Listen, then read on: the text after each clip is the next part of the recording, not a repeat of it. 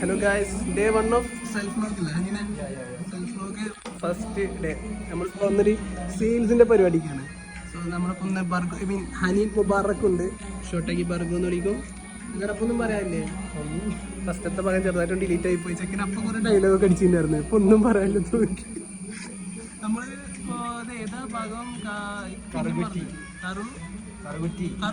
നമ്മളിപ്പോൾ അങ്കമാലി കഴിഞ്ഞ് കറുകുറ്റി ഭാഗത്തുണ്ട്. സോ പിന്നെ നമുക്കൊരു കിങ് ഉണ്ട് ആ ഭാഗത്ത്. ഒരു കിങ്ങില്ല അവിടെ.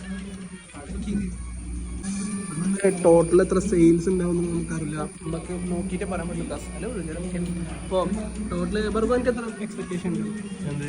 സെയിൽസ് 5,000 ഉണ്ടാവുമെന്ന് ബർഗുവിന് എക്സ്പെക്ടേഷൻ ഉണ്ട്. പക്ഷെ നടക്കുമെന്നുള്ള നമുക്ക് നോക്കാം അല്ലേ.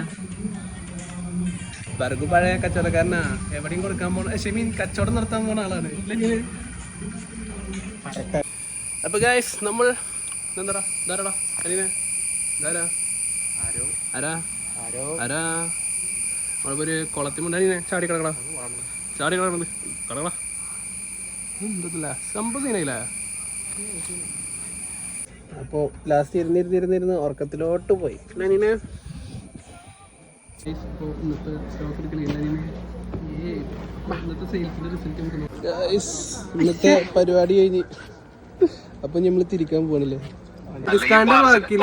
ഫാരിസ്ഖാന്റെ വാക്കില് വേറൊരു അപ്പീരുമില്ല മന്ദിരത്തിലല്ലേ.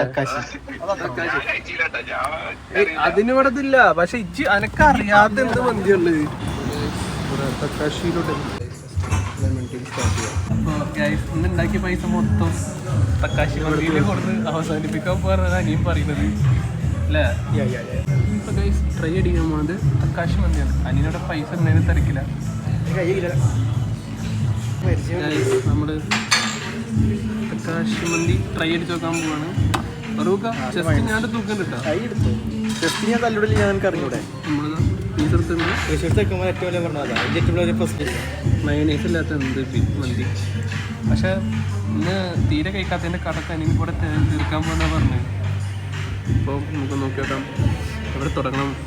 ഫസ്റ്റ് നമുക്ക് റൈസ് നോക്കാം. ഫാരിസ്ക്ക് എപ്പോഴും പറയാറുണ്ട് ഫസ്റ്റ് നമ്മൾ റൈസിന് ടേസ്റ്റ് നോക്കണം. സോ റൈസ് നോക്കാം.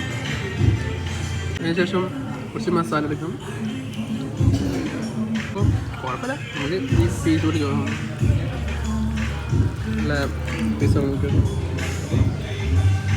അപ്പോൾ കഴിച്ച് നിർത്ത്. എന്താ പറയാ